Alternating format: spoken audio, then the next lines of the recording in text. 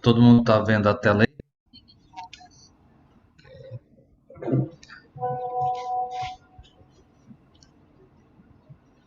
Ok. Bom, dando continuidade aí. A Beatriz foi que já está terminando. Já vai mandar.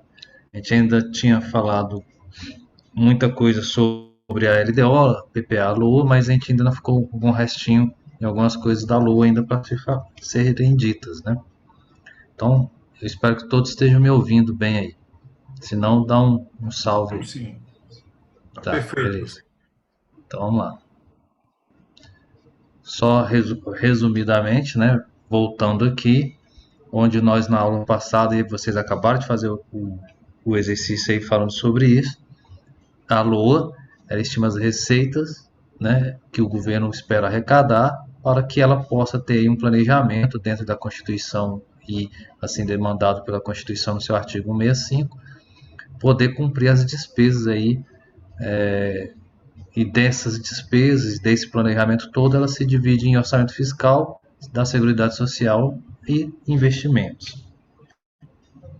Aqui também merece um destaque, onde pelo artigo 165 e até 169 disse claro, determina-se claro, é lei, que toda a lei orçamentária tem que ser contido suas despesas e receitas numa única lei orçamentária, né? Tudo que for de orçamento, não que isso não exista outras peças orçamentárias, porém a visão geral e o orçamento como um todo geral tem que partir de uma única lei orçamentária, isso tanto na visão federal, estadual ou municipal. E assim coloca este modelo uma concepção de totalidade orçamentária, né? Onde tudo é planejado, elaborado, mas de uma forma unificada e centralizada para facilitar até a transparência. Diante disso, fica mais fácil entender a questão do orçamento fiscal, seguridade social e orçamento de investimentos. Então aí eu passei para vocês na aula passada como funciona a Lua. Tem que se trabalhar essas três peças dentro da mesma.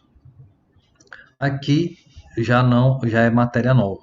Na aula passada vocês não viram isso aqui. Então a partir de agora é novo, né?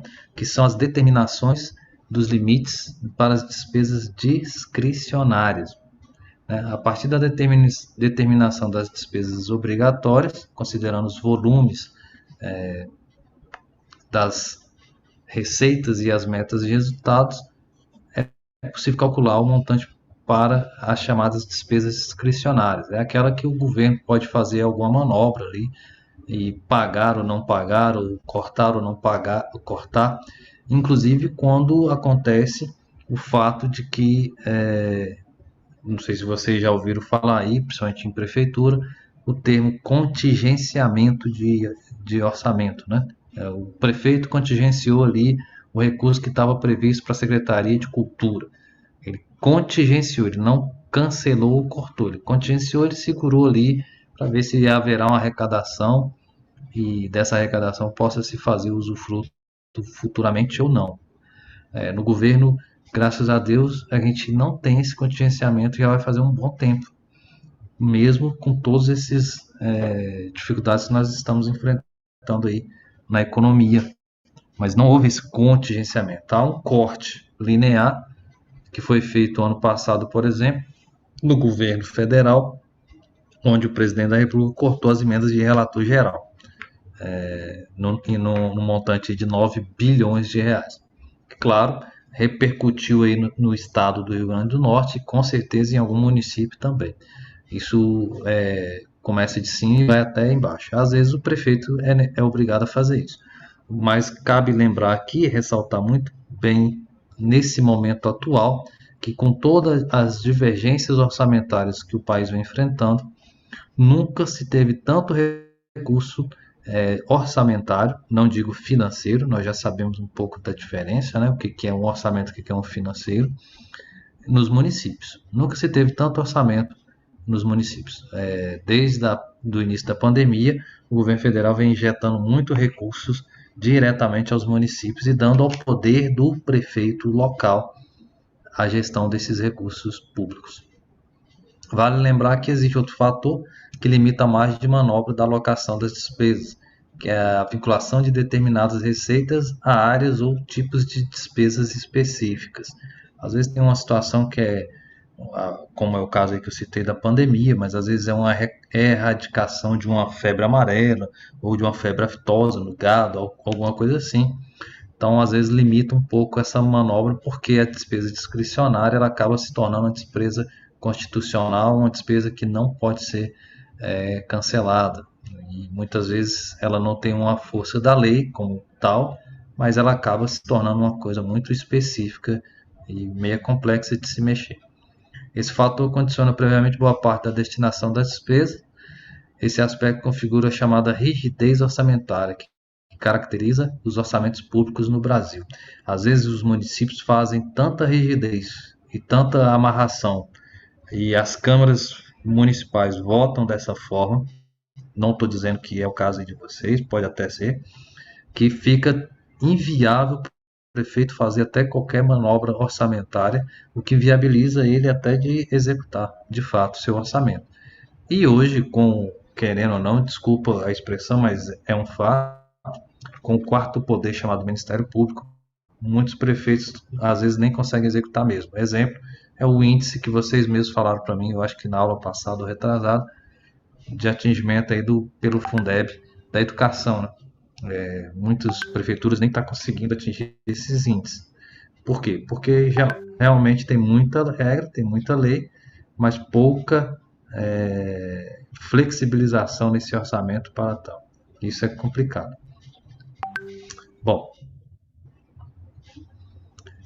a elaboração e análise das propostas setoriais. Quando eu falo setorial, a gente está dizendo claramente aqui, dentro de uma prefeitura, por exemplo, são os setores diversos que uma prefeitura tem. E entende-se como, por exemplo, Secretaria de Cultura, Secretaria de Assistência Social, Secretaria de Educação, Secretaria sei lá, Obras, Secretaria de Agricultura, são setores diversos.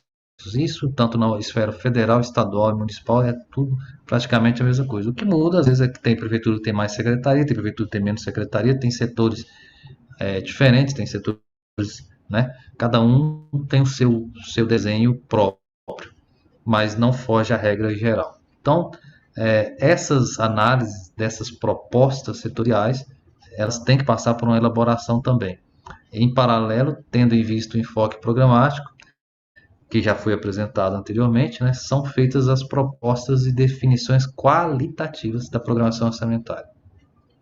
Entende-se essas propostas como um desenho de parte qualitativa do orçamento formado pelos programas, objetivos, iniciativas e ações, projetos, atividades e operações especiais, que as unidades pretendem implementar. Essas propostas qualitativas são captadas por meio de cadastro de programas e ações. Veja bem, programas e ações. Muitas vezes a prefeitura, ou o estado, ou o governo federal coloca certas programações e ações que são inviáveis de serem executadas. E muitas vezes os vereadores, os deputados não analisam dessa forma técnica e acaba passando a lei, vira lei e fica ali uma ação em um programa que acaba se tornando uma despesa discricionária depois. Em que sentido discricionário? Que depois o próprio governo pode cortar ela, como foi o caso, muitos foram contra, claro, mas como foram vários programas e ações que foram cortados da educação anos anteriores, porque não teria meios nem como serem utilizados. Então, não estou dizendo que não era importante, mas nesse fato foi feito assim. E como vários outros. Então, para não fazer peças simplesmente no papel, para se ler e apenas achar bonito, olha, nós temos uma prefeitura, Natal, por exemplo, é uma prefeitura grande, tem tem um cadastro de programas que o prefeito almeja executar com seu poder executivo todo, de mais de 1.000 programas e mais de 7.000 ações dentro desses programas divididos. Isso não quer dizer nada. Às vezes, 3 programas base, 5, 6 programas bases em setores separados, com ações efetivas, com objetivos claros, projetos e atividades bem definidas, resolvem muito mais do que muita coisa sendo dita e muita coisa sendo escrita em lei que não vai levar a lugar nenhum, só fica no blá blá blá. Então, quem elabora a lei no setor deve pensar claramente que não é a questão de quantidade, sim de qualidade da forma como está sendo feito. O objetivo também tem que ser claro. Às vezes coloca lá, por exemplo, um exemplo na agricultura, né? Programa de aquisição de equipamentos agrícolas. Sim, mas qual equipamento agrícola? Quanto ser mais objetivo, melhor. Ou então, se não quer ser específico, deixar aberto, para que esses equipamentos agrícolas? Qual o município que precisa disso e qual a finalidade disso dentro do município? Um exemplo, não estou dizendo que seria isso, mas tem que ser bem, o objetivo tem que ser muito bem claro. Vale lembrar que essa metodologia do enfoque programático garante a integração dos orçamentos com os planos plurianuais, afinal os programas são módulos comuns desses dois instrumentos de planejamento. Vocês lembrando lá no PPA, vocês vão lembrar que houve a criação dessas ações, desses programas no início de tudo, no PPA. Então não adianta também vir agora na LOA, na Lei Orçamentária Anual, depois de passado pelo PPA e pela LDO, e criar um programa novo. Não se cria programa novo, você tem que trabalhar em cima de programações e ações que já estão contidas no plano plurianual e diretrizes dadas na LDO para que isso ocorra.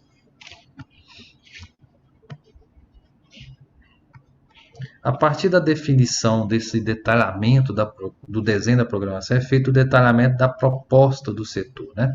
É nesse momento que ocorre a junção do enfoque fiscal como expressão monetária do orçamento, o enfoque programático, no momento em que se contrapõe o desejo de que se quer fazer.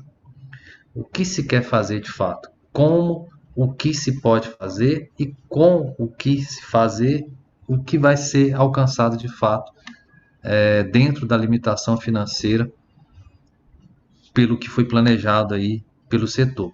Então, as perguntas básicas e o princípio dessa elaboração dentro do setor é o que se quer fazer, o que se pode fazer. Se pretende fazer várias coisas, né? Almeja muitas coisas, mas o que se pode fazer de fato? Por quê? Porque nós sabemos que a limitação financeira é enorme. Não depende também, nós estamos falando aqui de uma lei orçamentária, mas ela depende também se vai ter de fato arrecadação, porque se já pensou se tiver um blefe, poucas pessoas resolverem pagar o IPTU, por exemplo, ou poucas pessoas resolverem pagar ali o IPVA dos seus carros, mesmo que seja para o Estado, mas fica com a cota do município, né? Então a arrecadação diminuiu. Ou todos os comerciantes resolverem fazer um manifesto e colocar ali uma situação onde o ICMS fica sendo burlado, a receita vai diminuir. Lembrando que todo orçamento, essa receita, ela se dá através de tributos e impostos. Então, tem que se fazer uma programação dentro do setor e ninguém melhor do que o próprio setor, a pessoa responsável pelo orçamento ali da Secretaria de Obras da Prefeitura, para dizer de fato o que se deve fazer ou não fazer diante dessa questão de limitação possível financeira. Há prefeituras, por exemplo, eu conheci um estado que me surpreendeu muito, que foi o Espírito Santo. Tem muitos municípios ali, é uma cidade chamada Presidente Kennedy, eu acho que é isso, se não me engano, não me fala não. A cidade é riquíssima, só de royalties do petróleo ela sobrevive, ela nem precisa da arrecadação própria dela. Então, assim, essas prefeituras riquíssimas, elas conseguem, o orçamento para ela é quase que Ctrl-C, Ctrl-V todo ano, ela só muda os números ali, porque vai mantendo ali um padrão de excelência, até nem necessita tanto de muito orçamento para tantas coisas, porque tem muito recurso oriundo. No enfoque também programático ainda, quando você está fazendo esse detalhamento lá no setor, você tem que colocar as perguntas-chave, né? O que vai ser feito e como vai ser feito. Tem que detalhar, né? Como eu tenho dito, onde vai ser feito também. Muitas vezes querem fazer um programa ali que já está lá no PPA aprovado, revisado e tal, de regularização fundiária municipal, por exemplo, apesar de que tem até regularizações fundiárias federais que ajudam os municípios nessa empreitada também dentro dos municípios com recurso federal. Mas aí às vezes o prefeito faz isso e vai regularizar, mas ele não tem ali exatamente o que vai ser atingido ali, detalhamento preciso de quem realmente, o que ele vai regularizar. Então é mal feita a proposta e na hora de executar ela fica inexecutada porque foi mal elaborada. E custa, né? Porque tudo que a gente está falando aqui, por mais que seja muito texto, muita teoria, vai repercutir no faz-me rir, porque se não tiver o faz-me rir, não vai acontecer nada. Tem que ter o dinheiro. Tudo isso aqui, cada escrita, cada palavra, cada lei aqui vai virar uma nota de 10, 100, 20, 30, 50 reais. 30 não existe, né? 50 reais. Bom, aqui tem uma figurinha a seguir que mostra o esquema das informações necessárias para a programação das despesas monetárias, né? Que é informações necessárias para a programação das despesas. Primeiro tem que seguir o plano plurianual, que é lá que define o que fazer, né? A estratégia. Nós elaboramos aqui o que fazer. Agora, no orçamento anual, o qualitativo é o que fazer, que são as ações, e onde fazer. Ah, vamos fazer ali implantações de academia da saúde, que é muito difundido aí pelo Ministério da Saúde. Beleza, essa é a ação, nós temos isso aqui já lá no PPA, mas aonde vai fazer?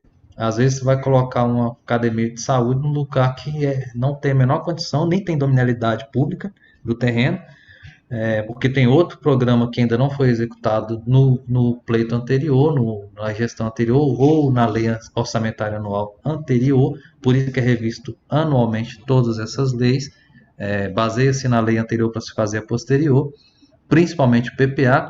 Eu vi relatos aqui do Juan e de algumas outras prefeituras que não revisam, às vezes, ou não viram ainda de fato concreto uma revisão do PPA, e é onde mostro mais uma vez para vocês aí a necessidade de ser revisto, e também a parte quantitativa desse orçamento anual, né? Que quanto fazer e quanto custa.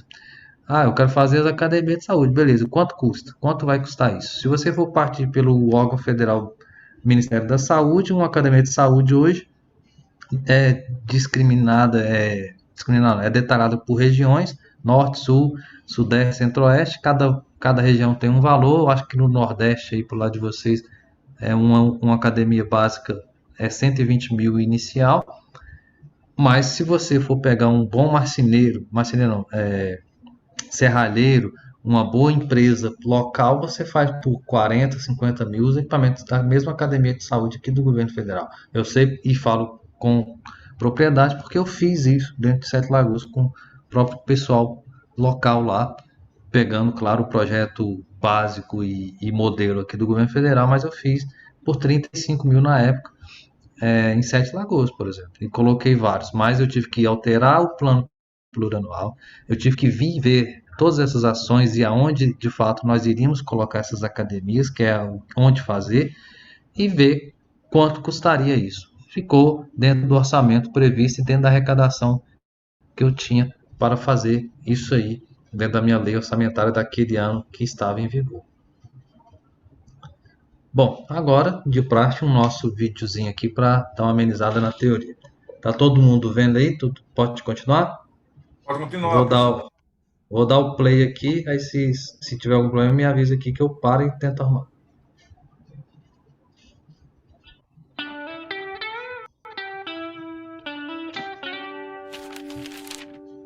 Vamos conhecer o percurso da Lei Orçamentária Anual, a LOA.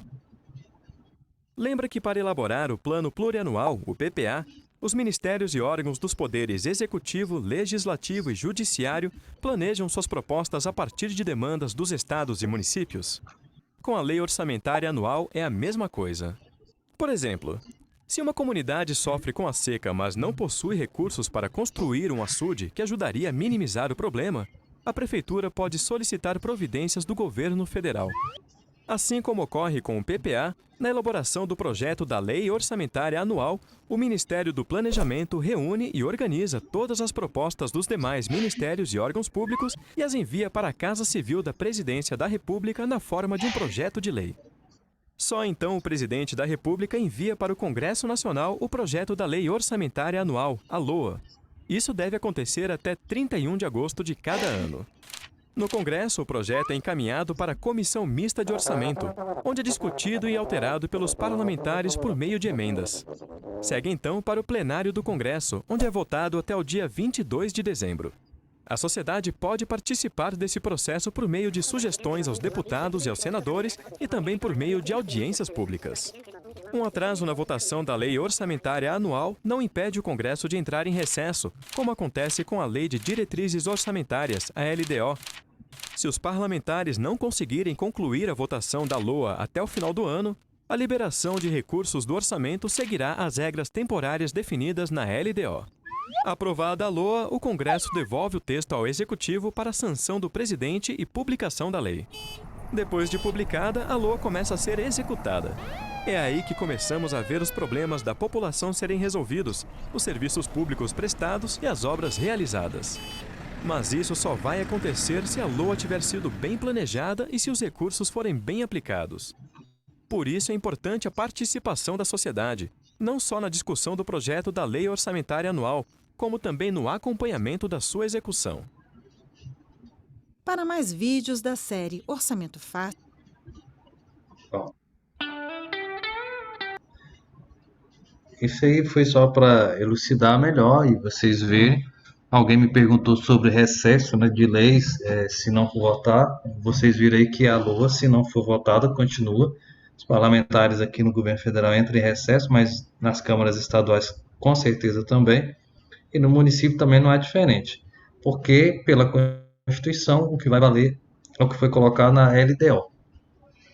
Mas eu estou vendo agora, nesse momento atual, nós estamos aí praticamente em novembro, tem prefeituras que nem a LDO ainda votou. Então, isso aí realmente vai causando um caos dentro do fluxo orçamentário daquele município, daquela região ali. Eu tenho uma prefeitura aqui próxima a nós aqui que até agora nem a LDO votou, mas aí é um problema não da técnica em si, é político mesmo, é uma briga lá entre a Câmara e o prefeito local. Quem perde, além dos próprios, é a própria comunidade, porque vai atrasar e vai dificultar a vida futura para essa execução orçamentária aí, coerentemente com o que poderia almejar, né? Bom, dando continuidade, o fluxo completo dos momentos concernentes ao PELOA e LOA, né? PELOA é o projeto da LOA, né? E a LOA finalizada. O processo de detalhamento dessa proposta setorial compreende 3 etapas decisórias básicas, denominadas momento, que é o órgão setorial e órgão central. O é unidade orçamentária. Então, cada lugar aí, no município ou no estado e aqui na União, tem uma unidade orçamentária. Toda secretaria, assistência social, saúde, educação, enfim, tem uma unidade orçamentária definida aí pela lei municipal local. Tem o seu órgão, dentro dessa unidade orçamentária tem o seu órgão central, e o órgão central, que normalmente é uma secretaria de fazenda, uma secretaria de economia, uma secretaria de planejamento, que fica ali de fato ou contabilidade. Tem prefeitura que só tem o nome lá, contabilidade, é o contador da prefeitura, esse cara que é o responsável por isso aí, que é o órgão central. Ou no caso do estado, tem a secretaria de planejamento, e no caso nosso aqui da União, é a secretaria de Tesouro Nacional. E cada unidade orçamentária é cada ministério desse aí com suas divisões. Cada momento é tratado exclusivamente pelos atores orçamentários responsáveis pela respectiva etapa decisória. E isso não pode ser compartilhado, o que confere privacidade e segurança dos dados. Então, o vereador Juan, né, chega lá e quer saber como é que está sendo a elaboração da lei orçamentária ali, anual, da Secretaria de Esporte. E lá na Secretaria de Esporte ele pergunta para o lá, a pessoa responsável, o ator que está lá, a pessoa que está trabalhando nisso, como é que está a elaboração do orçamento da Secretaria de, Agricultura. Ele não vai saber porque não pode ser compartilhado. Cada um cuida do seu quadrado, cada um cuida da sua área, da sua esfera. Se porventura há um acúmulo ou uma ingestão nessa questão e fica demandado que há um compartilhamento de informação, um trocando figurinha com o outro, quando você percebe que existe isso? Quando ocorre, por exemplo, uma visita no município seu da CGU ou da AGU, onde a CGU detecta várias falhas na execução orçamentária, e aí você vai vendo nos estudos que nós vamos fazendo que essas falhas se dão justamente por causa de um Ctrl+C, Ctrl+V de ações dentro do setor ou da unidade orçamentária, de um orçamento de uma para a outra, e às vezes esquece até de mudar os nomes. Isso ocorre uma quebra de segurança e uma falta de privacidade, e acaba que mostra a ingerência e a falta de planejamento correto desse orçamento. Nos seus respectivos momentos, essas unidades, né, a Secretaria Central, enfim, poderão consultar, incluir, excluir, até o encaminhamento de fato dessa proposta. Encerrada cada momento, o órgão ou a unidade poderão ainda consultar para ver se não tem nada ali mudado, alguma coisinha, e alterar apenas os textos e justificar essa programação. Além desses momentos, os quais se referem à proposta do orçamento para o exercício seguinte, outros ocorrem em paralelo, uma vez que a execução do orçamento referente ao exercício atual está ocorrendo, né?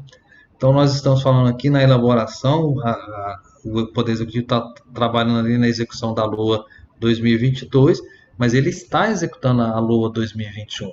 Então, ocorre que ele não tem como ficar só direcionado ao que vai ser para frente, porque ele também está, em paralelo, executando o próprio orçamento atual. E essa mensagem ali do prefeito, no caso aqui presidencial, ou do governador, governadora, que encaminha essa projeto de lei, é um instrumento que é oficializado e colocado ali dentro das câmaras, né? Câmara Federal, Câmara Estadual, Câmara Municipal, e toda essa tramitação antes foi feita lá na LDO, porque lá que deu as diretrizes para se fazer toda essa tramitação. Está tudo regido pela LDO. Cabe destacar ainda uma emenda constitucional. Quem está anotando aí, fazendo as anotações, apesar de que o Geomarco está disponibilizando o material, a emenda constitucional 95 impôs ao governo federal, quando do encaminhamento do projeto de lei orçamentária ao Congresso, a necessidade de demonstrar os valores máximos de programações compatíveis com os limites individualizados por poder e órgão.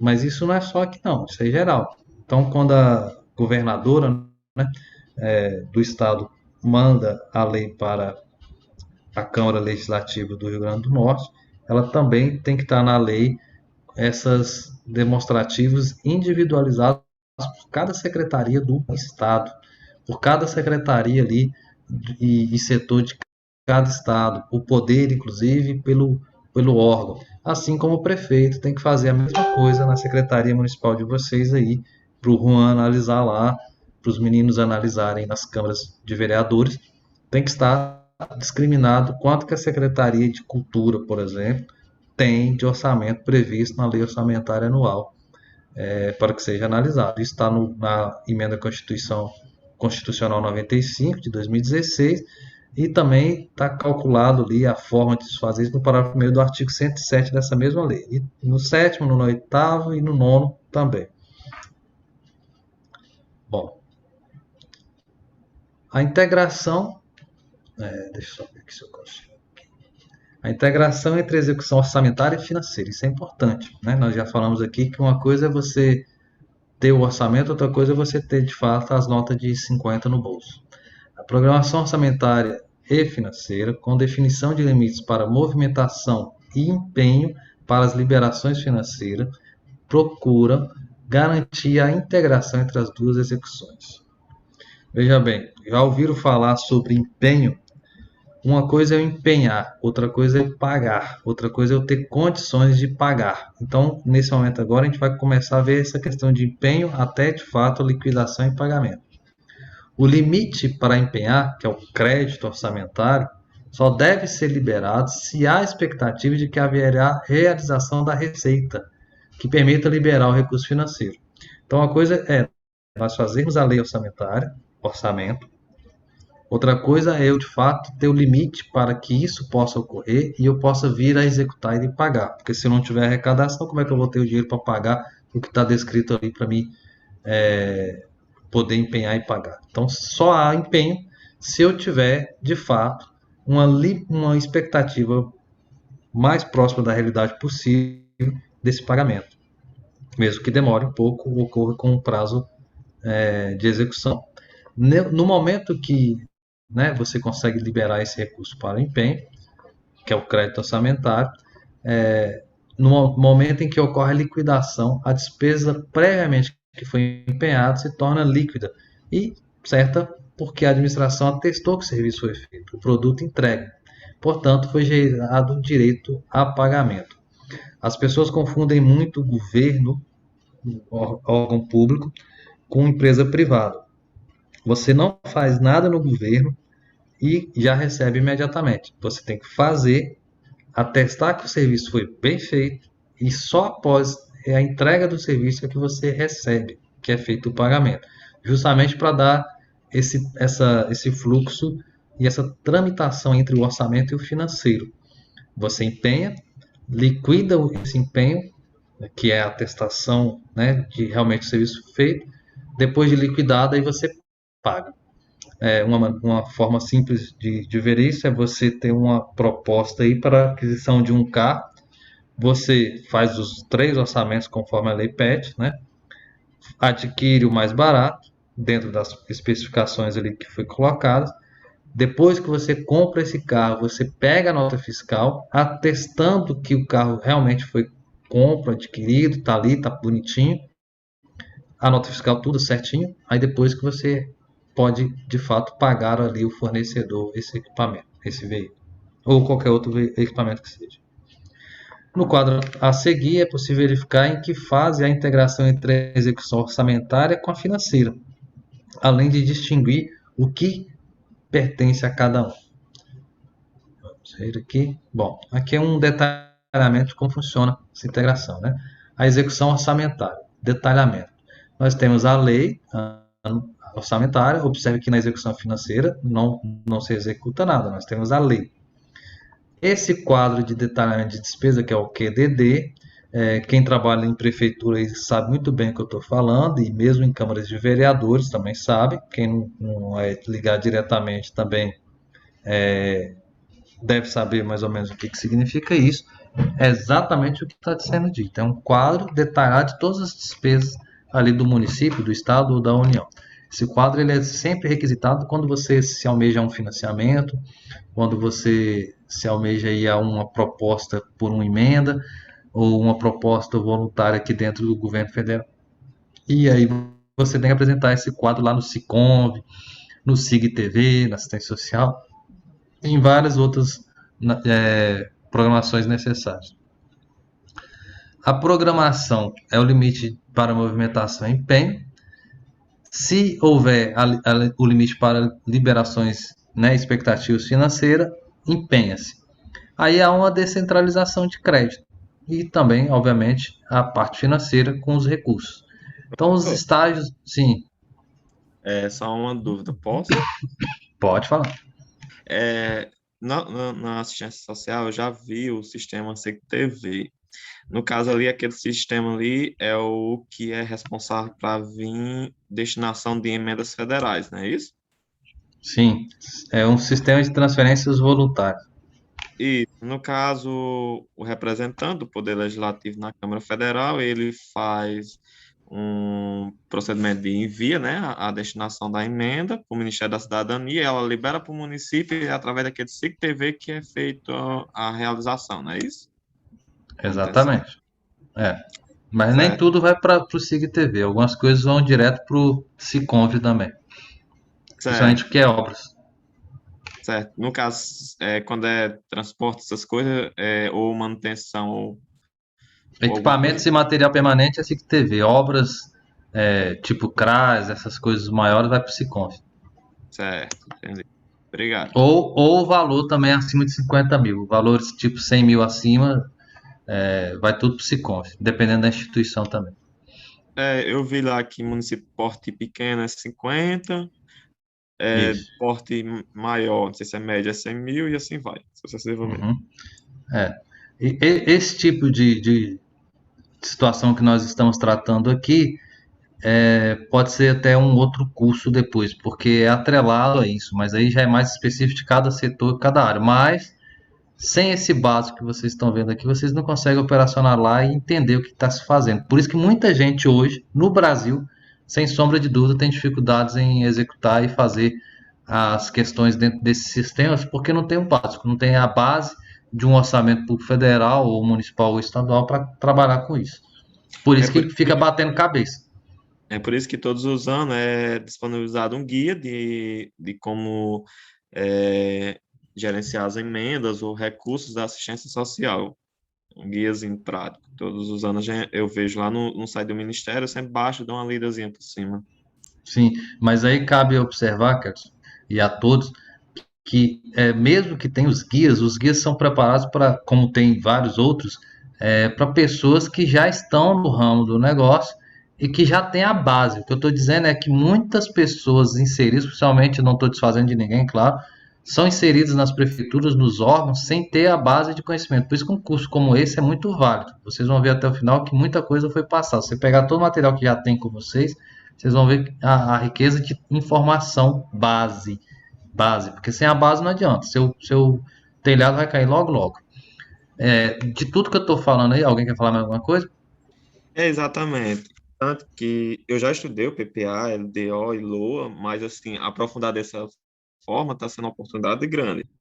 Por eu ser formado em administração pública, a gente acaba estudando essas grades. Dentro, grade não, ela dentro do orçamento, dentro de algumas disciplinas, mas elas são ligeiramente, são pequenas teorias, e é através dessas É, teorias que eu estou conseguindo bem acompanhar, bem melhor. Só que o senhor está indo bem aprofundado, está sendo bacana. bacana. É isso aí. Bom, o resumo de tudo aqui é entender esses três estágios: empenho, liquidação e pagamento. Nunca você vai ter algo que o prefeito vai ordenar que se pague sem passar antes por uma liquidação por um empenho. Nunca um governador pode fazer isso. Nunca um governo federal vai fazer isso. Claro que é, podem entender de outra forma, principalmente quem não é do setor público e é o fornecedor daquele produto. Um exemplo, obras do FNDES, nessas pró-infâncias, essas creches, como demora, e muitos tiveram seus problemas, por quê? Por falta de pagamento. Mas por que faltou pagamento? Porque não conseguia se liquidar. E por que não se liquidava? Porque o empenho foi mal feito. E por que o empenho foi mal feito? Foi mal feito porque foi mal planejado, não tinha, de fato, faz-me rir para poder liquidar e pagar futuramente. Então foi feito um planejamento errado, de uma proposta orçamentária furada, onde que se almejava fazer muita coisa, e eu estou mostrando para vocês aqui que tem que ser muito bem elaborado para evitar esse tipo de coisa. Por isso que minha casa, minha vida inicial teve problema, porque foi feito bilhões e até chegou a casa de trilhão quase de dívidas, porque se almejava fazer muita coisa, mas não conseguiu concluir. Não conseguiu concluir por quê? Porque o orçamento estava errado. E aí não se consegue empenhar, muitas vezes empenha, que é uma coisa até grave, mas não vai adiante, não passa para liquidação nunca, porque você, para liquidar algo, você tem que atestar que foi feito aquilo. Como é que você vai atestar que foi feita uma casa se ela não foi feita? Não tem foto, não tem nada ali. Então, não vai ter nunca o pagamento. Ocorre muito em recursos dessa natureza no governo federal, mas sem dúvida nos municípios e no estado também. Professor, Oi? no caso, o empenho, ele pode ser cancelado. Pode. Isso. Aí, no caso, você liquidou. Depois de liquidar, tem que pagar. Ou você Se tiver pode, o recurso, sim.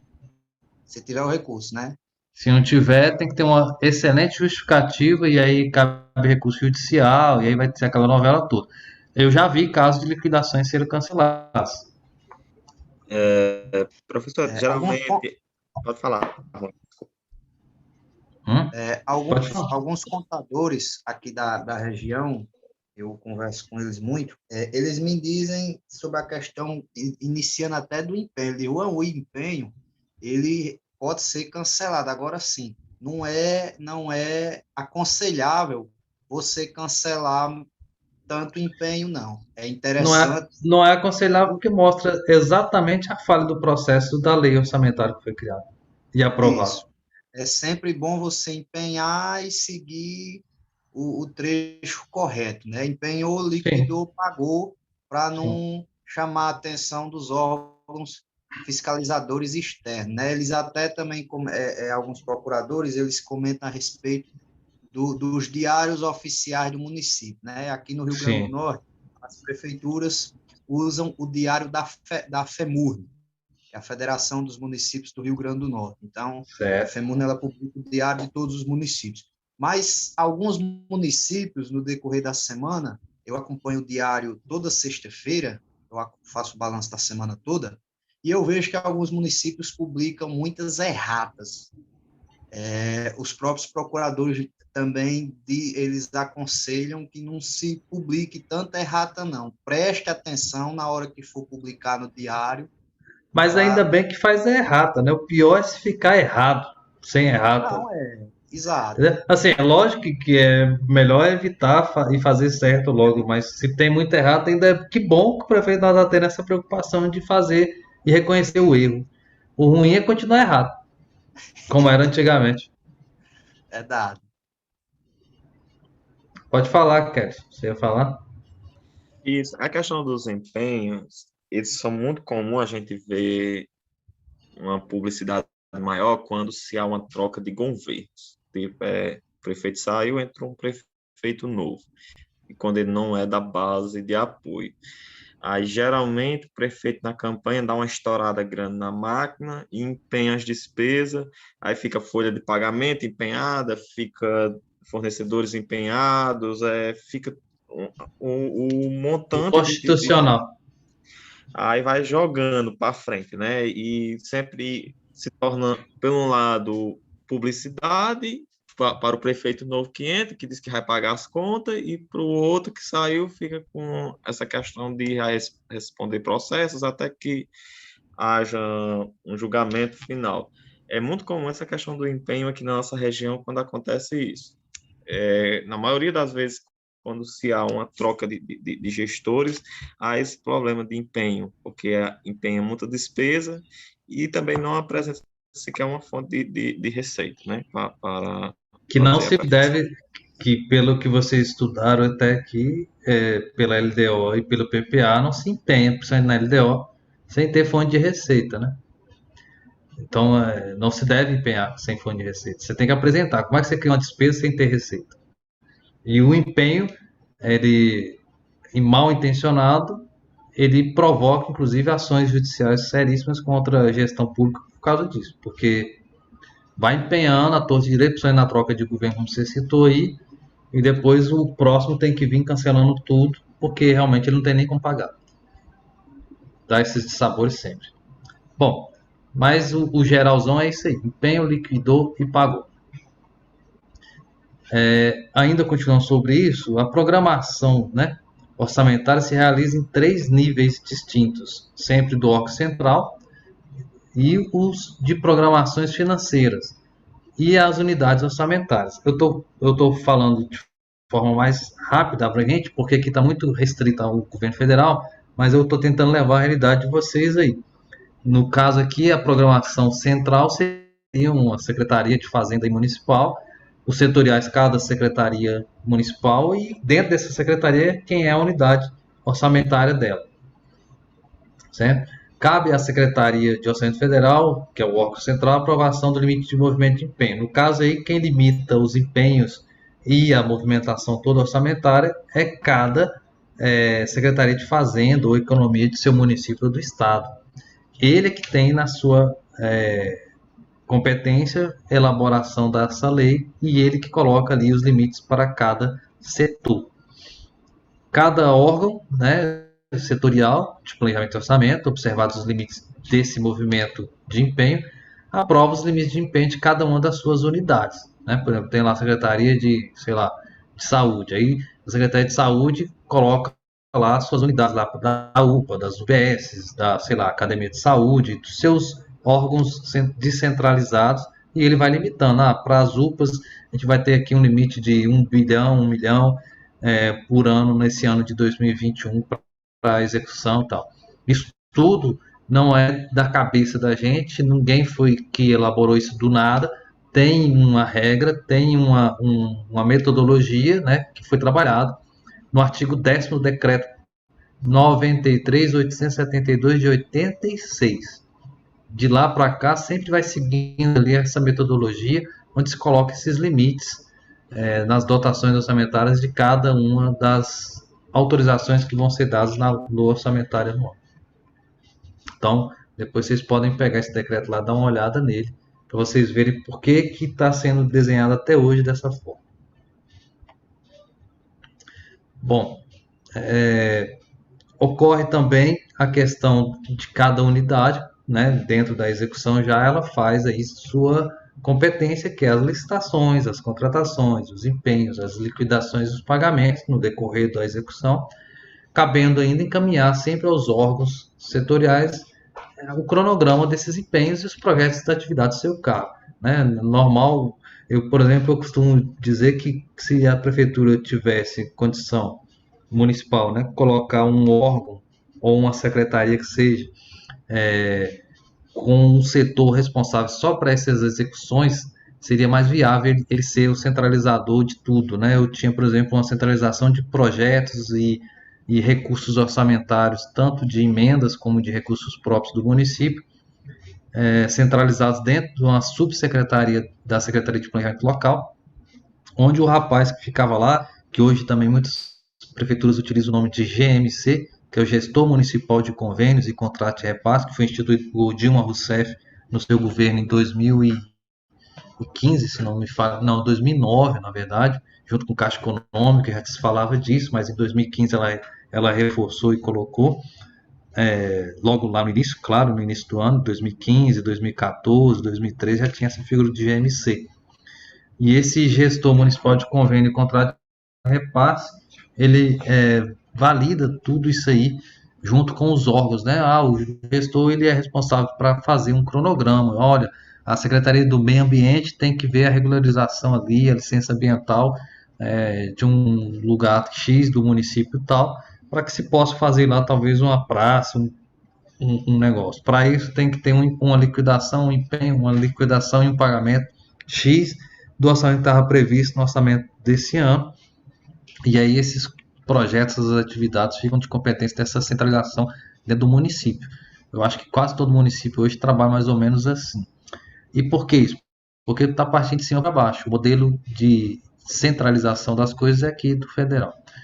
Ocorre também a descentralização, né? Que é a externa que chama, ou destaque, que é a movimentação de créditos orçamentários que foram inicialmente colocados na LOA, mas que precisou ter que mudar entre os seus órgãos. Ocorre aqui dentro dos ministérios, mas, por exemplo, às vezes tem um recurso lá na Secretaria de Saúde, por exemplo, vacinação contra sarampo, mas o município não tem nenhum caso, nem na Redondeza, nem na região. Então foi uma lei que foi feita ali por prevenção, mas um recurso destinado que não vai ser utilizado. Então ele transfere, ele faz um destaque, ele anula ele da Secretaria de Saúde, o valor correspondente X, e passa para a Secretaria de Educação para compra de equipamentos, por exemplo. Mas isso, cabe aqui a observação, esse destaque nessa lei é uma alteração da lei. Então tem que ser aprovada e votada pelos senhores vereadores, como é votado aqui no Congresso Nacional pelos deputados e senadores. Então toda alteração na lei orçamentária tem que passar pela Casa Legislativa.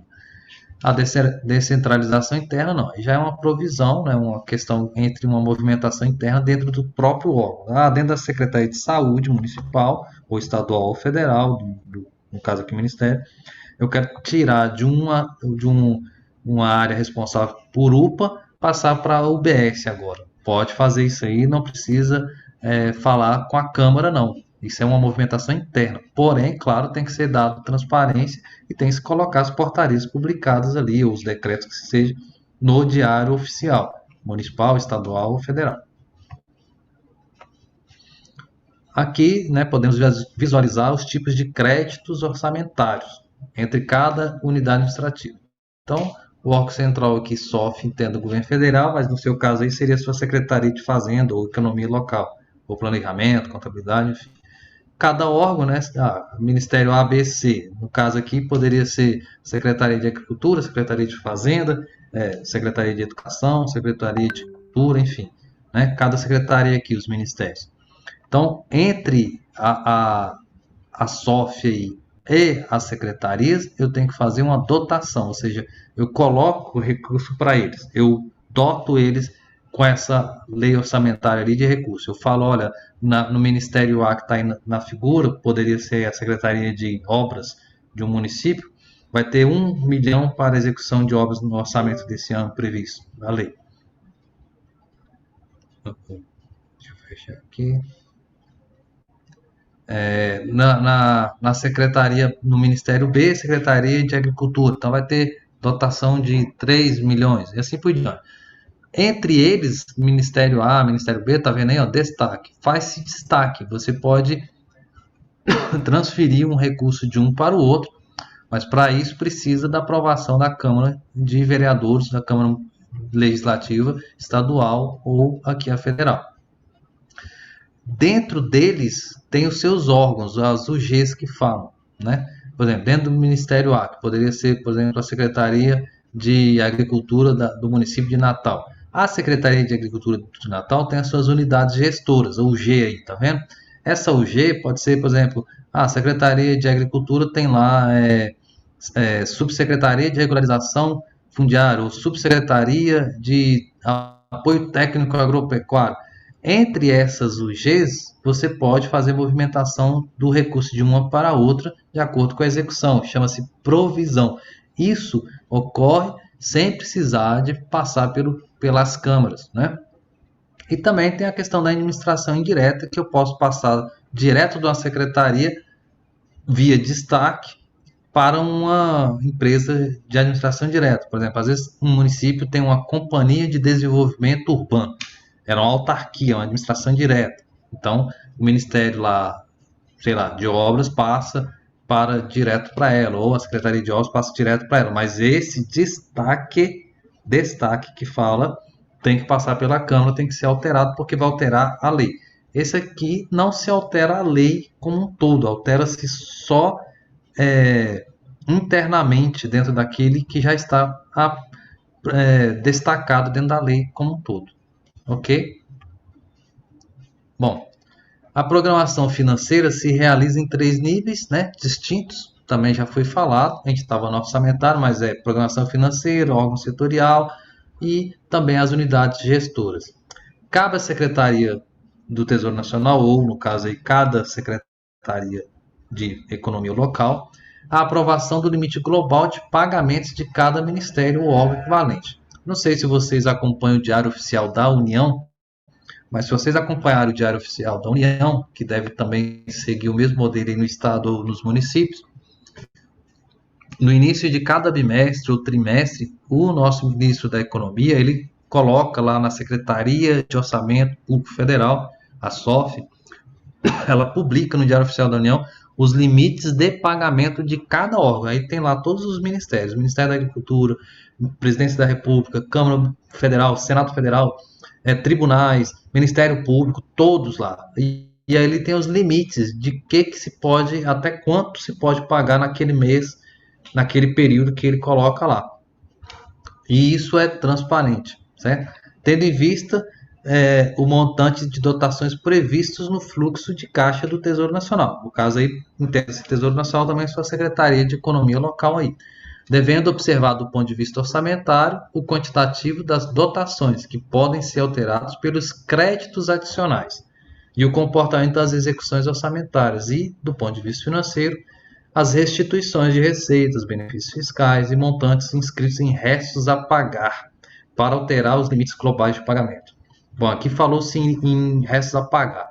Restos a pagar é aquilo que se fez a lei durante o ano de 2021, chegou dia 31 de dezembro, ele está empenhado, está com previsão de fato executar, tem condições de ser liquidado e até mesmo ser pago, porém não deu prazo fiscal dentro do limite da lei, que é um ano, né? O ano fiscal é 1º de janeiro a 31 de dezembro. Então, o órgão daquele lugar ali, por exemplo, Secretaria de Cultura ou Agricultura ou qualquer outra secretaria que seja, inscreve ele em restos a pagar, ou seja, vai passar de um ano para o outro aquela pendência do orçamento anterior para se pagar com o orçamento futuro.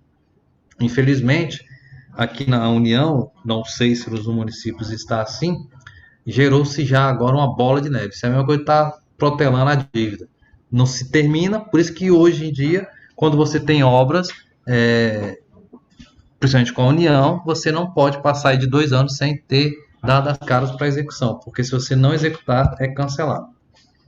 Até porque já passou muito tempo. E por que que não se executa? Porque muitas vezes pede-se muito, mas não tem nem projeto para se fazer. E aí não tem projeto básico, não tem projeto executivo, não tem, na verdade, nenhum projeto que se pediu. E aí entra em resta pagar mesmo assim, porque o governo ainda não dá a chance, entra em cláusula suspensiva, mas não se desencadeia, né? Não se consegue dar início de obra ou coisa parecida.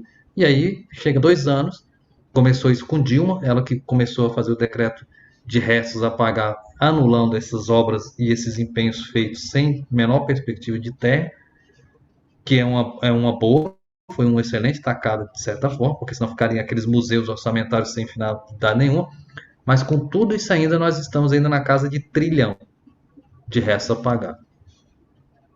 É muita coisa. É muita coisa. Nós estamos aí, eu acho que em quase 10 trilhões de restos a pagar. Mas vai ser encerrado agora, querendo ou não, os municípios, com todo o dinheiro que já foi aportado e tudo, ainda tem muito resto a pagar ainda rodando. Esse ano está se passando a régua quase em tudo, está se pagando muita coisa. Você aí no seu município do Rio Grande do Norte pode ficar de olho que está recebendo muita coisa do governo federal aí de emenda, de deputado, senador, passado. Está se pagando muito justamente para liquidar a fatura. E no final do ano agora, o decreto presidencial que começou lá atrás com Dilma vai ser sim executado. Eles não vão prorrogar restos a pagar. Essa casa aí deve cair no máximo, milhões. Deve cair aí para 100 milhões, 200 milhões, coisa básica mesmo. Eles querem enxugar esse negócio aí. Essa dívida está muito alta e absurda.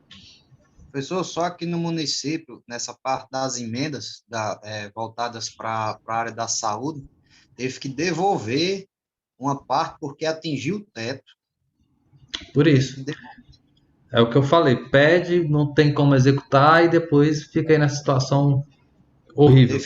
Teve que devolver 112 mil reais. O Ministério da Saúde. Na educação também, muitas creches para infâncias, os prefeitos optaram em devolver.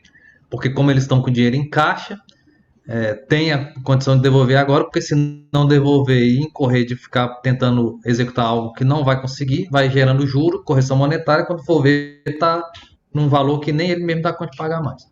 Sobre essa questão das obras inacabadas que o senhor falou, eu não sei os outros municípios, vou dizer o meu aqui, que eu vi e acompanho. O Tribunal de Contas mandou uma nota, tanto para a Câmara quanto para a Prefeitura, em relação a essas obras inacabadas. Ele pediu para tanto Prefeitura quanto Câmara, se tiver obra inacabada também, informar o Tribunal de Contas um prazo de até 180 dias para informar o Tribunal quais são essas obras que estão inacabadas e o quanto falta de orçamento para poder concluir, tanto o quanto falta e o tempo também de entrega da obra. Isso. Eles mandaram para nós aqui, toda a bancada de deputados e senadores estão se reunindo aqui no Congresso nesse momento. A de Minas Gerais foi uma que eu participo, mas eu vi hoje mesmo a do Rio Grande do Sul, a do Rio de Janeiro, de São Paulo, enfim, várias bancadas. A do Rio Grande do Norte, com certeza, também deve estar se reunindo, se já não se reuniu, em cima desse estudo que você está relatando aí do TCU, porque eles estão solicitando aos parlamentares que complementem o que falta para empenho e o que falta para pagamento dos fornecedores para terminar as obras. Se isso não ocorrer até 31 de dezembro agora, com recurso que a Câmara vai disponibilizar para todos os municípios, em indicação nossa, claro, não é nós em si, né, é o Ministério, mas nós é que autorizamos a lei, afinal de contas cabe ao Legislativo autorizar a execução da lei e as suas alterações. Se isso não ocorrer, aí ela vai ser de fato cancelada. Principalmente aquelas que não tem nem início de nada, está só na conversa, só no papel, vai ser cancelado. Isso é bom porque zera a fatura aí em grande parte do país. Bom, aqui nessa tela aqui que está aí mostrando para vocês, novamente chama atenção o artigo 10 do decreto 93.872 de 86. Então peço que depois, né, no tempo de vocês derem uma lida lá. vocês vão falar, mas isso aqui a gente acabou de ver no slide anterior. Não, lá no anterior a gente está falando quase que a mesma coisa, mas a gente está falando sobre a programação orçamentária. Aqui nós estamos falando da programação financeira, que é a mesmo fluxo, né? Cada UG, que é a unidade gestora do recurso, vai fazer sua licitação, sua contratação, empenho, liquidação e pagamento. Mas agora, de fato, financeiramente, ou seja, vai pagar ali o fornecedor que fez a escola, vai pagar de fato o fornecedor que forneceu o trator, vai pagar, né? Vai ser o dinheiro de fato sendo desembolsado. E tudo está descrito aqui no decreto 93.872 de 86.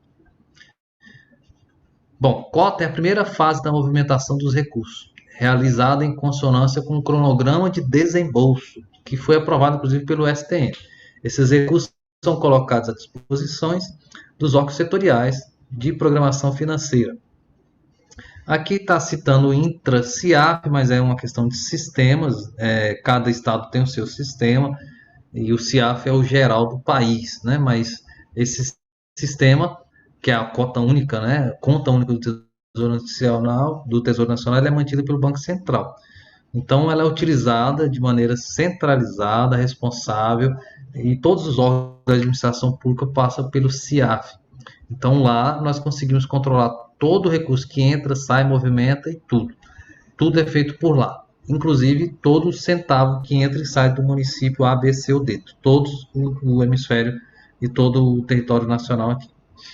Claro que eu não sei como é a contabilidade, como se funciona a relação do seu município.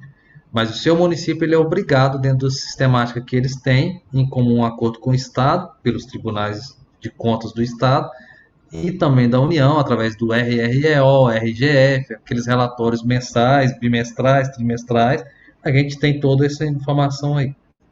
Daqui da União para o município, nós sabemos, do município para a União, a lei obriga que vocês nos devolvam a informação. E tudo depois vem aqui para esse sistema chamado CIAF, que é o Sistema de Contabilidade Público Federal do nosso país. Aí tem a descentralização desses recursos através de cotas, cada órgão vai tendo as cotas, mas isso aqui é uma questão, cada município tem a sua cota e sua forma de trabalhar, né? O prefeito, inclusive, pode alterar isso aqui, modificar no decorrer da execução.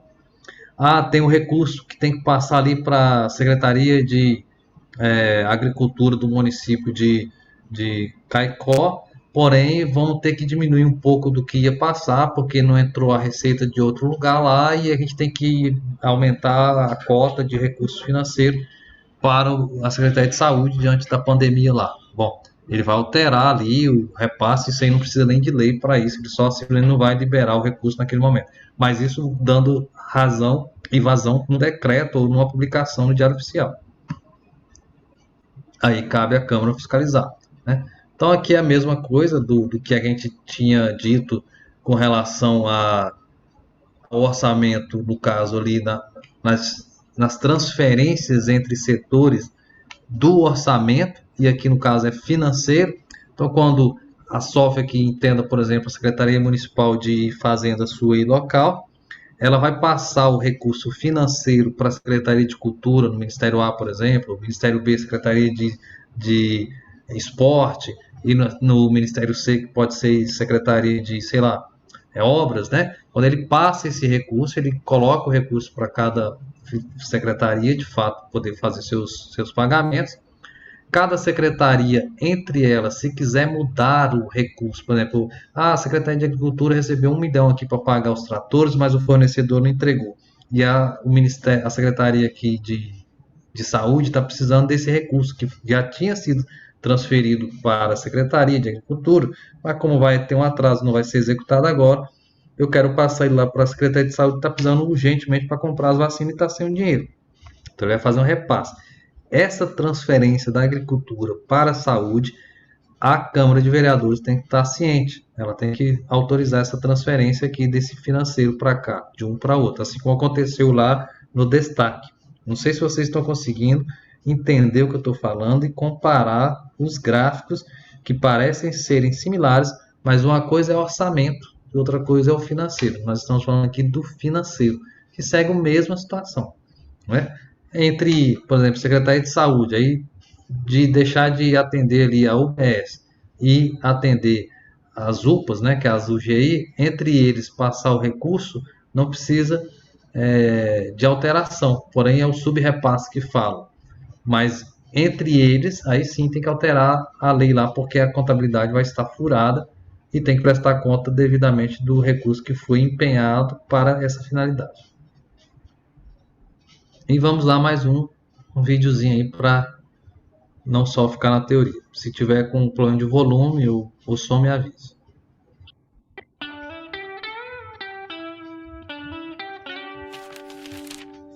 Você já sabe que o orçamento público mostra duas coisas: quanto o governo arrecada e como ele gasta esse dinheiro. Nesse vídeo, vamos conhecer algumas das regras para o gasto dos recursos previstos no orçamento.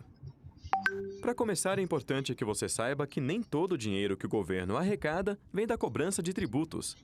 Parte vem da prestação de serviços, da venda de algum bem público, como terrenos, prédios e veículos, do recebimento de aluguéis ou mesmo de empréstimos, como os títulos públicos que o governo lança no mercado. Mas o governo não pode gastar todas essas receitas do jeito que quiser. Isso porque algumas receitas já vêm carimbadas, ou seja, só podem ser usadas para determinados fins definidos na legislação. Um exemplo é o salário e educação, que é uma contribuição paga pelas empresas à União e que só pode ser usada para cobrir gastos com o ensino fundamental. Um segundo exemplo é uma outra contribuição chamada CID, que vem embutida no preço da gasolina e outros combustíveis. Ela só pode ser usada na construção e recuperação de estradas, em infraestrutura de transporte e em ações de proteção ambiental. Essas receitas que já têm destinação definida pela legislação são chamadas de receitas vinculadas.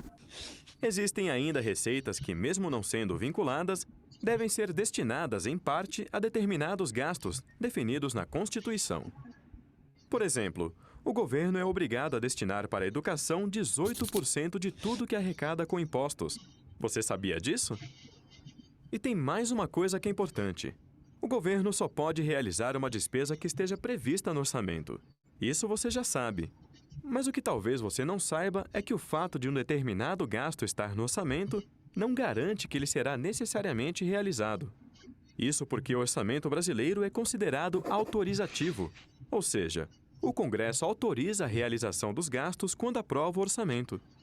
Em outros países, como nos Estados Unidos, o orçamento é do tipo impositivo.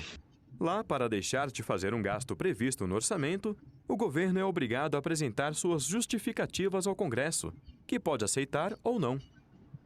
No Brasil, quando o Congresso aprova o orçamento, o que ele faz é apenas autorizar o governo a realizar aqueles gastos.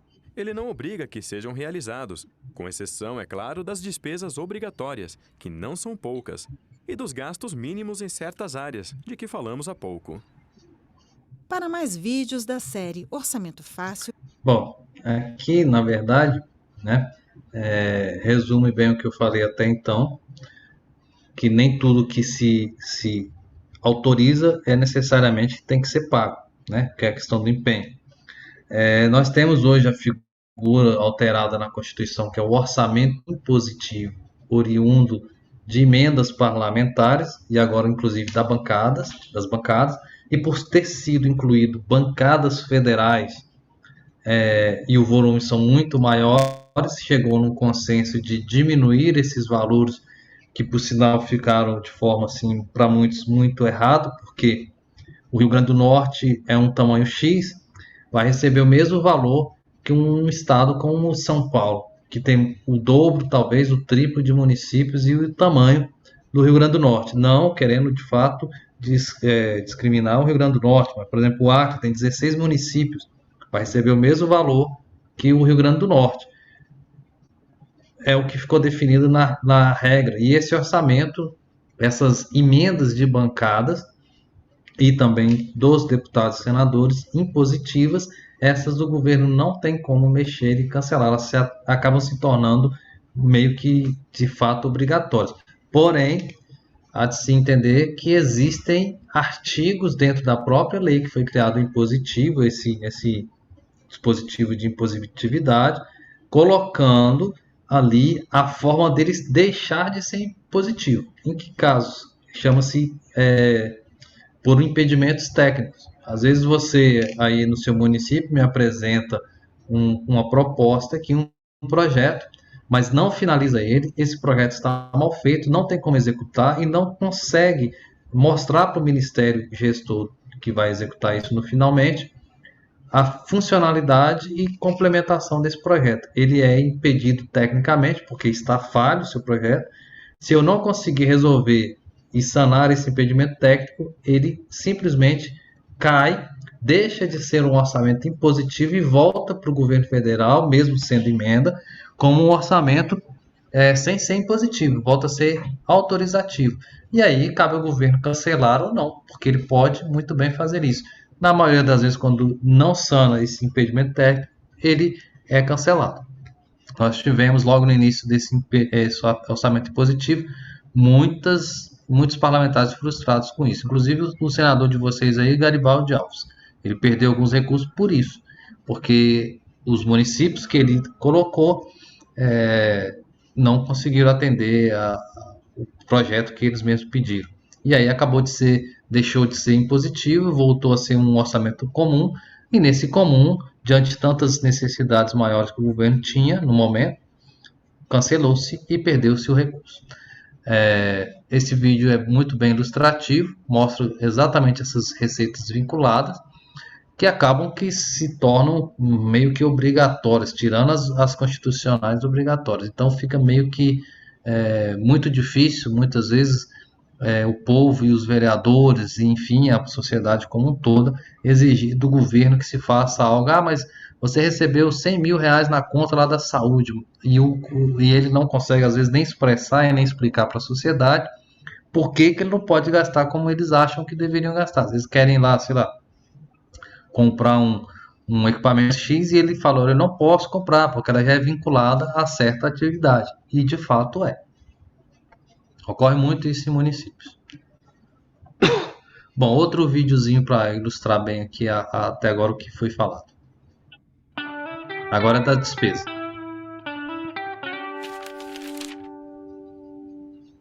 Vamos conhecer dois casais de amigos, o Carlos e a Rosa e o Francisco e a Teresa. Eles são amigos de longa data e têm muita coisa em comum. Para começar, trabalham na mesma empresa e, como exercem mais ou menos as mesmas funções, recebem salários praticamente iguais. Além disso, eles moram na mesma rua e em casas do mesmo tamanho. Mas uma coisa é bem diferente entre os dois casais. O Francisco e a Teresa não têm filhos, são só os dois. Já o Carlos e a Rosa têm 3 filhos, um mais agitado que o outro. Recentemente, o Francisco e a Teresa quiseram aumentar o tamanho da casa em que moram e decidiram construir um segundo andar. Foi uma obra trabalhosa que levou bastante tempo, mas no final ficou muito bonito. O Carlos e a Rosa, quando viram o resultado, pensaram na hora que deviam fazer o mesmo. Afinal, já era tempo de arrumar mais espaço para as crianças. Mas quando fizeram as contas, que pena.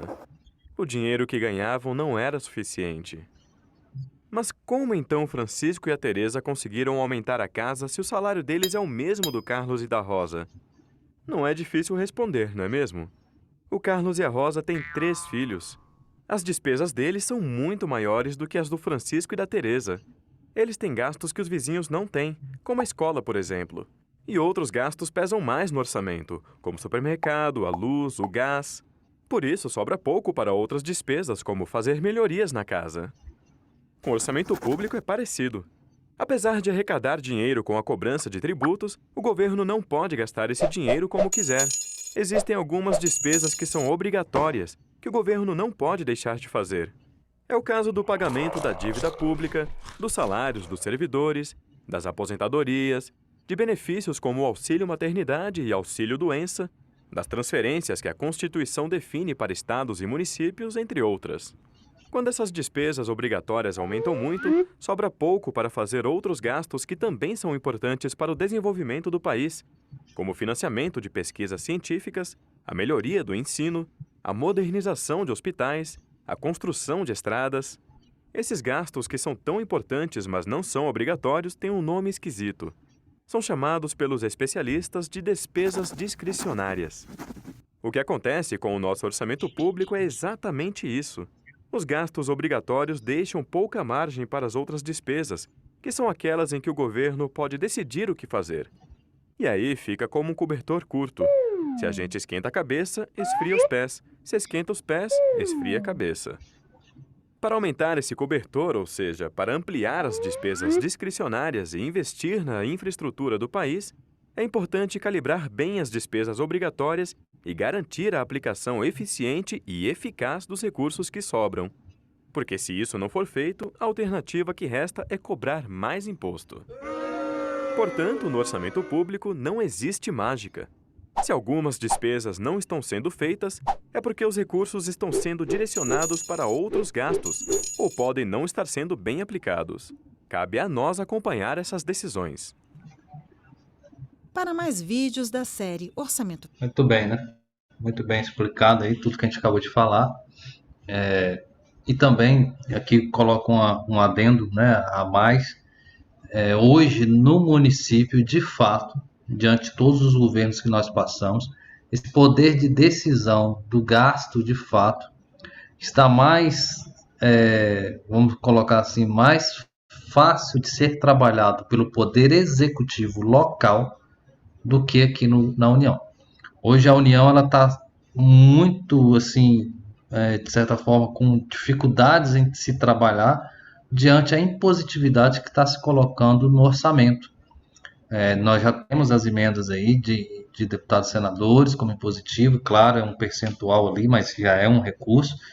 Tem a impositividade da bancada e agora entrou as transferências especiais que vão somar junto com essas emendas no recurso que é repassado ao FPM. Isso é ruim? Não, não é ruim, professor. Não é isso que eu estou falando. Não é ruim, é bom, porque assim nós estamos nos aproximando ao orçamento americano, né, que foi colocado muito bem aí no vídeo anterior. Lá é tudo positivo. Se o prefeito não gastar ali, ele tem que justificar por que ele não gastou para a Câmara. Se ele não fez, por que ele não fez? Dentro do que foi apresentado por ele mesmo na peça orçamentária, que almejava ali X receitas e tantas despesas. Então ele tem que cumprir o que foi colocado na lei. Isso é bom. Mas essa forma de se fazer no momento, muitas das vezes não se dá como a gente almeja, né? A União, por exemplo, aqui, às vezes ela se torna engessada e não consegue fazer tudo que deveria fazer porque depende do Congresso para aprovar. É ruim? Não é ruim.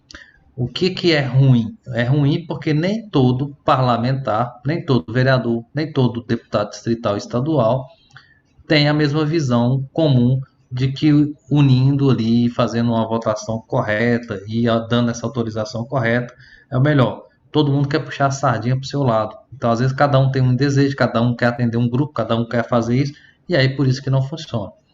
Por isso que dá esses boletins de ocorrências constantes aqui no nosso país. Diga, Juan. Eu acho que a sorte também dos prefeitos é a não atuação dos conselhos municipais. Que é obrigatório, viu? É obrigatório.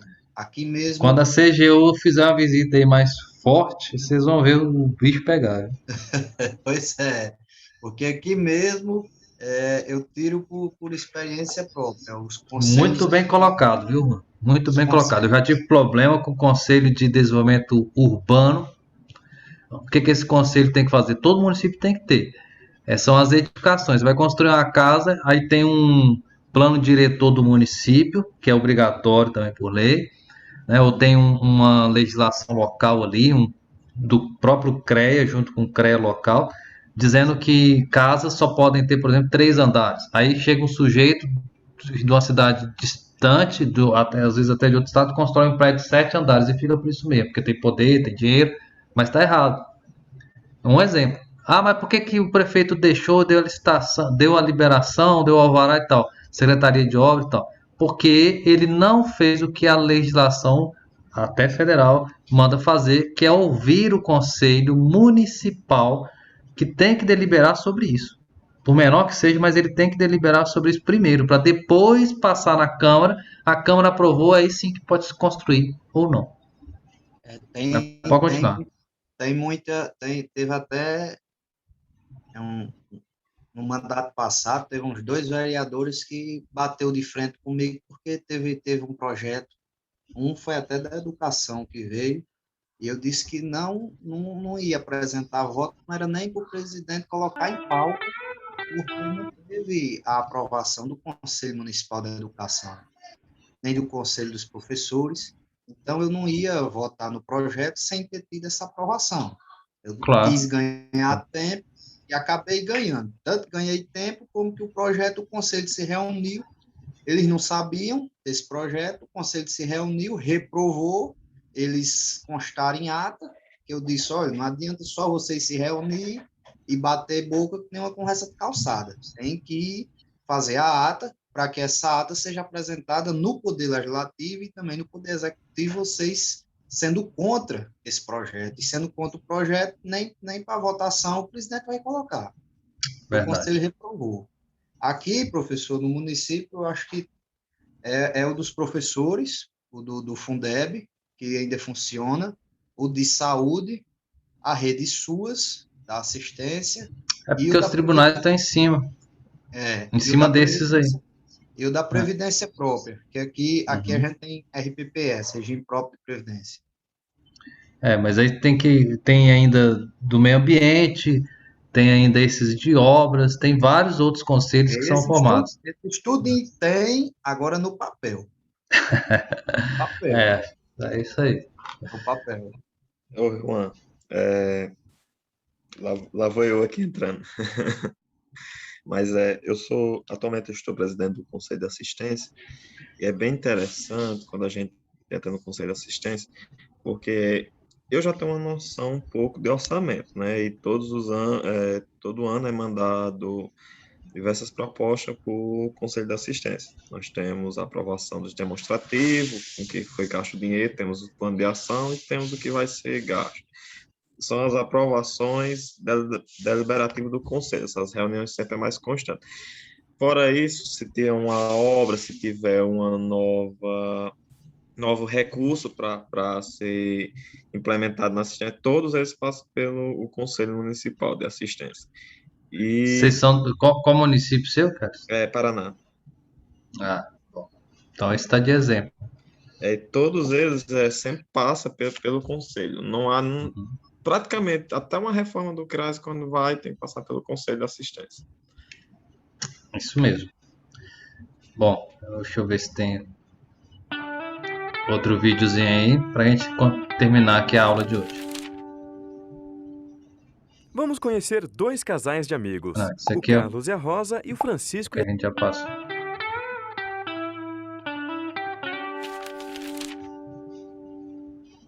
Vamos conhecer dois casais de amigos. Era só isso mesmo, que eu repeti o vídeo. Pronto. Bom, por hoje foi isso aí. Na aula que vem eu vou corrigir esses exercícios que vocês fizeram aqui. Foi 7 perguntinhas rápidas. Vou colocar mais um outro sobre o que foi falado hoje. E vamos para a 8ª aula. Na aula que vem eu já até passei o material, mas o Gilmar vai passar isso aí mais à frente, no dia mesmo, que é amanhã. Nós vamos dar continuidade ao que a gente está falando, mas nós vamos falar o que o Juan já tinha me pedido antes também, que é os créditos, né? Sobre os créditos adicionais, suplementares, extraordinários, tanto da União como exemplo, mas também aí no município e no estado, como se ocorre. Esses créditos, a gente vai falar sobre eles na aula que vem. Vamos apresentar alguns vídeos também. Na 9ª aula, que será na sexta-feira, vamos dar continuidade, mas eu chamo a atenção que na 9ª aula eu vou falar um pouco muito técnico, é ligado às leis, claro, orçamentárias, mas é bem técnica, que é sobre o que é uma modalidade de aplicação, natureza da despesa, né, o que é um grupo de natureza de despesa, que é o GND, modalidade de aplicação, e também alguns vídeos ilustrativos. E na 10ª aula a gente faz um mix de tudo. Eu vou tentar mostrar algumas coisas como o Siconv, o CIAF, dar uma visão geral aí. Pode ser que a última aula nem dure as 2 horas, mas já adianto para vocês que o que tiverem de dúvidas reais, situações atuais aí, se precisarem tirar, deixe para essa 10ª aula, então, que será na segunda-feira. E a gente finaliza nosso curso aí. Espero que esteja sendo proveitoso para todos. Beleza? Alguém quer falar alguma coisa, alguma dúvida?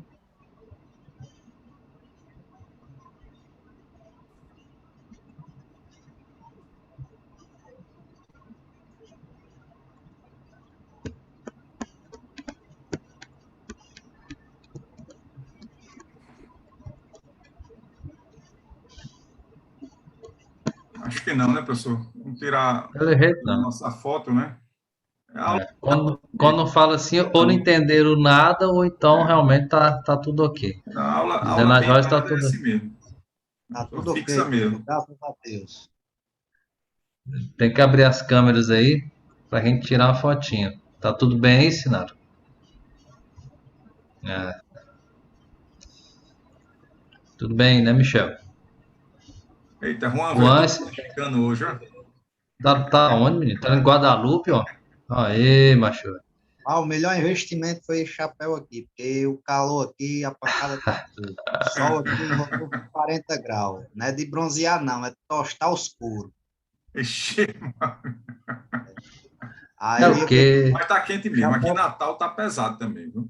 acaba queria 20 conto no chapéu, eu só dou 15, porque eu não vou dar outra viagem para trazer R$ 5, não. Só tem 15, vai ser 15. A Giscleide falou que não vai abrir a câmera, não. Que ela não tá querendo que ninguém vê ela hoje, não. A Leila mandou uma foto aí, né, Leila? É, Joyce tá furando. A Beatriz, ela iniciou a aula e saiu. Não sei se ela tem ah, problema foi? de internet. É, ela não tá na Pode turma, não. ser. Né? Pode ser. É Tô tentando, verdade. Não, tentei entrar em contato com ela, não consegui. Eu acho que foi algum problema na é, internet. Não tá nem é do É chegando. mesmo internet, né, município criança? seu? É. Essa, Sim, essa questão aí, Gilmar, você está fazendo assim um controle, né? Quem entra, sai, quem está Estou, participando, quem tá... Porque eu acho que estou. a fundação precisa disso, né? Para saber Preciso. exatamente. Aham. Inclusive as aulas vão todas ser enviadas para aí, né? Para Brasília, Pois é, por isso. analisadas, elas olham, tiram, sabem a hora certa. Isso é bom até o senhor ter perguntado, professor. É bom esclarecer, Gilmar, e teve outros dois cursos, aí alguns alunos, eles não recebem o certificado no encerramento do curso e depois fica se perguntando por quê, Sim. né? O mínimo é 70% de presença em todas as aulas. Se não atingir esse mínimo aí, não recebe o certificado, não. Assisti 3 aulas, estou no grupo do WhatsApp do curso.